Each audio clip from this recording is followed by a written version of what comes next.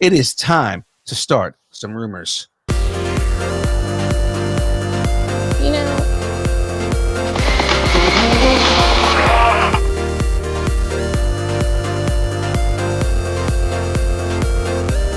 Banned in Belarus. ban in Belarus. Ban. Banned in Belarus. Banned in James Belarus. just sits there. Man, You and I are like, wow. And James is just like, I don't care about fun. Fuck fun. So pulling the curtain back, we all talked about getting the show on the right track and not derailing.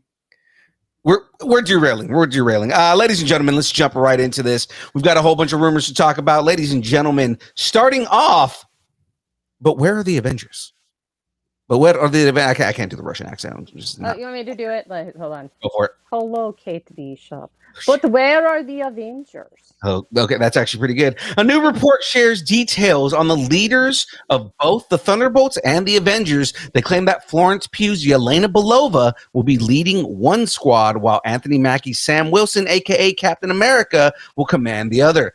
The rumor goes on to say Sam's group will have Shang-Chi and Ant-Man in it. Potential spoiler, by the end of Thunderbolts, asterisk, the team will undergo a rebrand as an official Avengers team, a move that would explain Yelena's leadership role heading into Doomsday. So guys, tacos on the table. Can Sam and Yelena play nice and share some spicy mac and cheese together? I think so. My tacos are on the table. That kind of makes sense to me now. I was wondering why Thunderbolts with the asterisk is coming out. What is it? Like a year before, and what is it going to mean for the Avengers? But this makes sense. This actually kind of legitimizes them as like a team. Sorry, I just realized my name says Young Phil. Sorry. It works. Please keep going, James. Are you okay? I'm good. I'm good. What do you guys think? Where are your tacos? My tacos are absolutely on the table. I think it makes sense to give them kind of an Avengers moniker. Given kind of everything with the characters that's going on and all that, it kind of makes sense. You could go an Avengers route. This could lead into Dark Avengers if you really go into that, given some of the nature of some of the characters.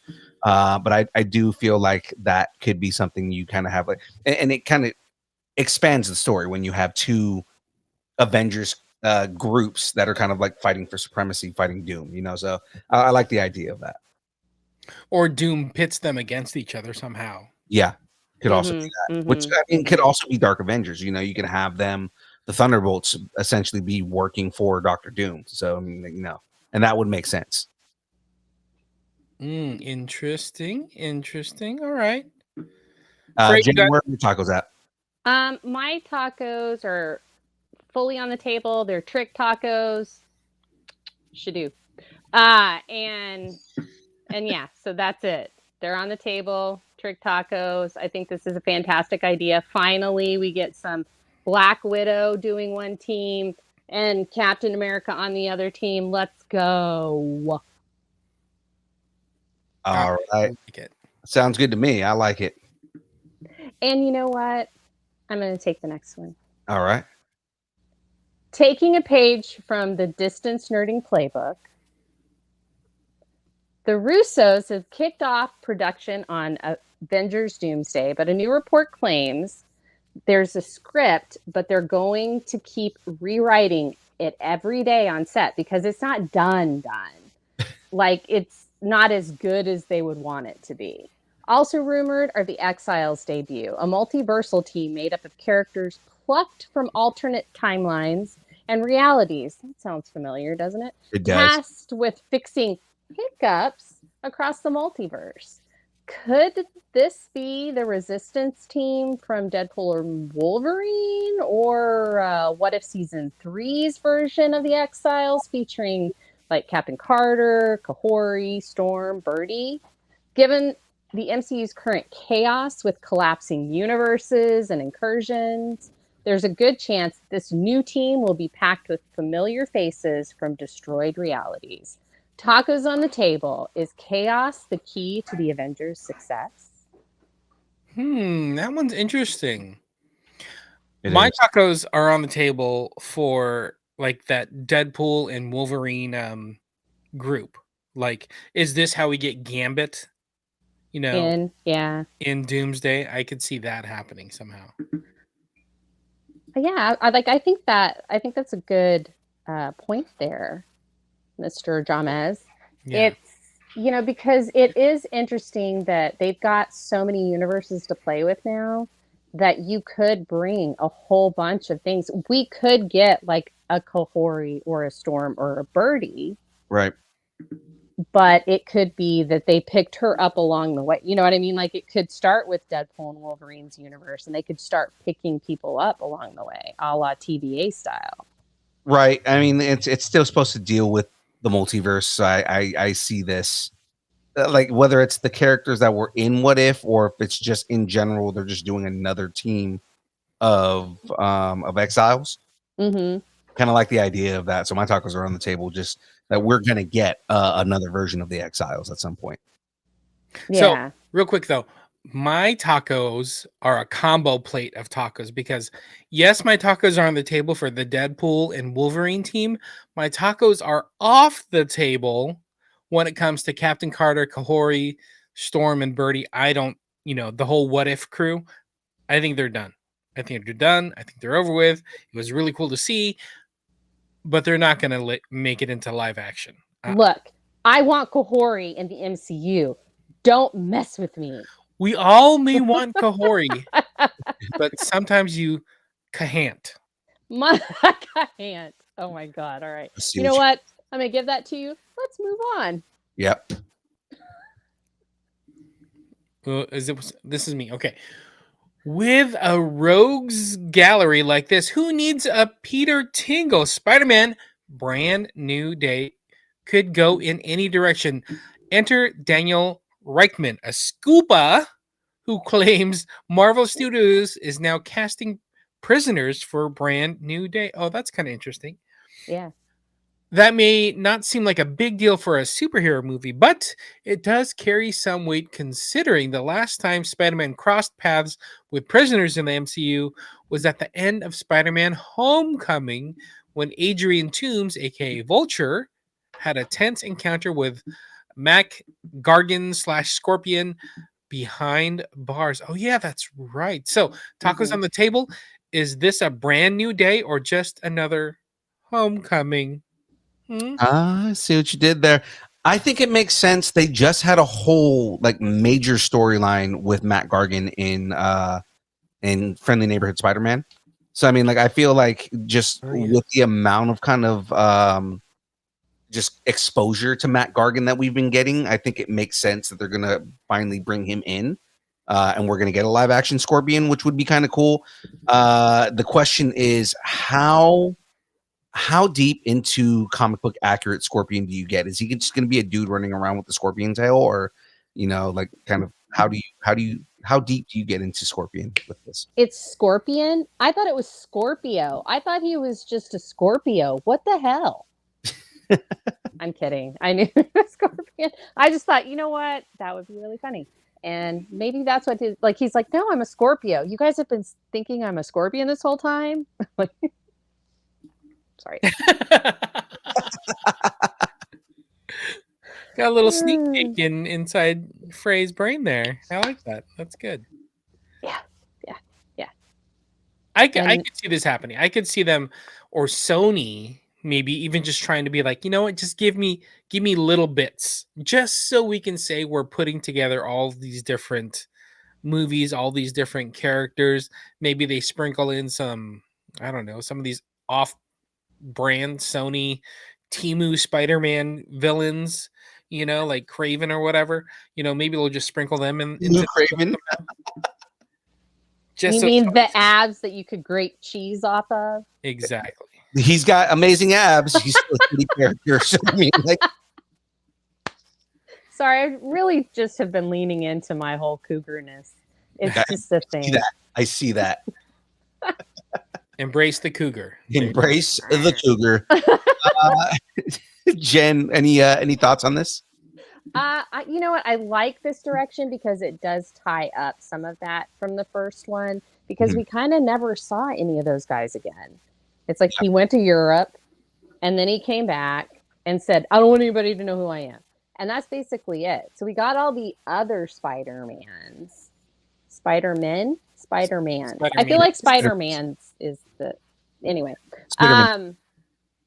So I would love to see something like this. I think this might be a good first act villain thing that leads up to the main villain. Gotcha. It's almost like he's working for whoever the main villain is. I kind of like that. Yeah. Well, I mean, which is kind of, I mean, that's kind of the thing Matt Gargan is. I mean, he's always been more of a henchman than a main villain. So, yeah, but I'm like, you know how like sometimes there's that first act, like this is who he's been fighting, and then this other thing comes to like a left turn out of nowhere kind of thing that that's not really the main villain. I think we're going to get that in Fantastic Four as well. So it might be a cool, like, surprise, he's fighting Doctor Doom. Right. It's like, hey, Scorpion, you thought Scorpion was cool. Look at this. So, yeah. Yeah. Well, let's go ahead and move on to the next story here. Well, I feel like we need to answer this question, though. Which one? Will we one. see Night Monkey again? That's a big question. I don't think we're going to see Night Monkey. Like, I want Night Monkey. I don't think we're going to see him in the next. Okay. The ways of the Force and looking cool doing it. Ahmed Best has been quietly rewriting his Star Wars story, this time as a Jedi. He returned to the galaxy far, far away in The Mandalorian as Jedi Master Kelleran Beq, the mysterious warrior who rescued Grogu during Order 66, and now Best is ready for more. Best told Comic Book and Star Wars Celebration, I'm always ready to put the robe back on. I know where he went in my head, so hopefully we can make the real one of these days. That was that real one of these days. Okay, yeah. I was like, that doesn't make sense. And then I read it. Sorry. Say it with your chest. Hey, say it with your chest. That was just so much fun to do. I think there's a lot of Jedi stories to be told. There have been a lot of reluctant teachers as Jedi in Star Wars. When you met Yoda for the first time, he didn't want to teach Luke Skywalker. When we met Anakin for the first time, Yoda and Mace Windu and Obi-Wan Kenobi are like, don't teach this kid. Kelleran Beq wants to be a teacher. That's the calling. And even though Kelleran is one of the baddest Jedi to ever put the robes on, his passion is to raise Jedi. So I would love to see that idea that teachers are superheroes and to really talk about what that means as far as being a Jedi goes and as far as training a new Jedi coming up. So tacos on the table. Will we get more Kelleran Beq in this War of the Stars? Tacos on the table. Star Wars. Okay. Yeah. Sorry. Talking about Star Wars. Okay. Sorry. Had to do a little Bill Murray there. Why do you do this to me, Phil? All right. No, I really think that this is a good idea. Here's what I want. I would love to pitch a story to Star Wars, to Lucasfilm, to Disney, whoever, and say we need a TV show called The Path. That it would be a perfect vehicle for Kelleran Beq. Have him be one of the like conclave for The Path, and we bring in what's his name, the dreadlocks guy. Kid Fisto? No, Kid Fisto would be cool, but no, the guy that everybody talks about, that the way. Who was it? Freaking Obi-Wan said it in the Obi-Wan Kenobi thing. Starts with a V. Killing Boss. Yes, him. He could be there. You could have all this stuff, and you could really explore how they get the Force-sensitive kids away from the Empire. Yeah, that would took me a second. I was the way.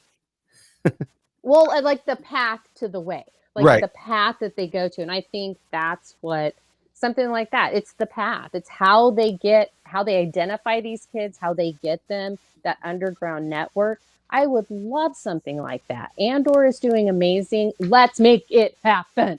All right. Yeah, I'm with done. you on that. My tacos are on the table. I think we definitely need more Kelleran Beq after seeing him in The Mandalorian. But I mean, I love this idea of doing something that is both super badass, but also just kind of honoring teachers and putting teachers on a pedestal. I feel like we need that, and especially in this day and age, we need to put teachers kind of up a little bit higher.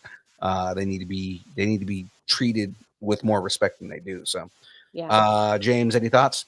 Yeah, I totally agree. And at first I thought Ahmed Best was kind of just pumping up his own character, Yeah. But really, he's right. Like, we should be honoring teachers, but he's also right. Like, every teacher in the main story has been like this reluctant teacher, you know? Like, Dooku didn't want to teach anyone so much. He went to the freaking dark side. Yeah, Right. exactly. It'd be nice to have like a good, strong mentor that lasts a while. Shout out to Kanan Jarrus, but you know what I mean? Like, it'd be nice for a mentor to be there for these younglings, not just striking them down. I'm just saying.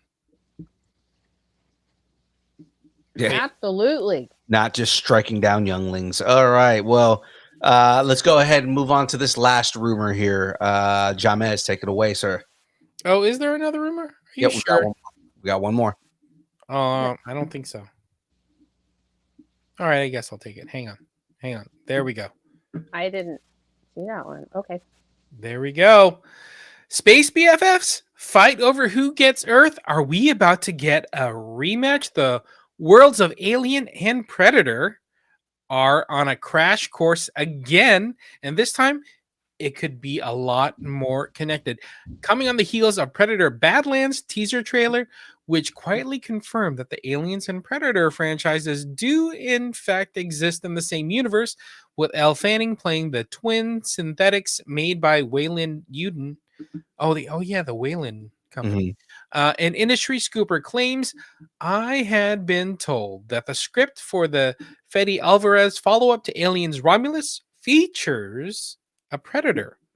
These worlds are colliding with Prey and early buzz for Alien Romulus, both signaling a serious creative comeback for the respective series.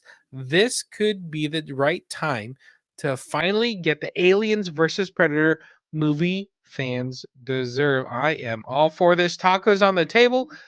Are Predator and Alien the super team we need right now? Super team. I mean, do I want to see them fighting each other?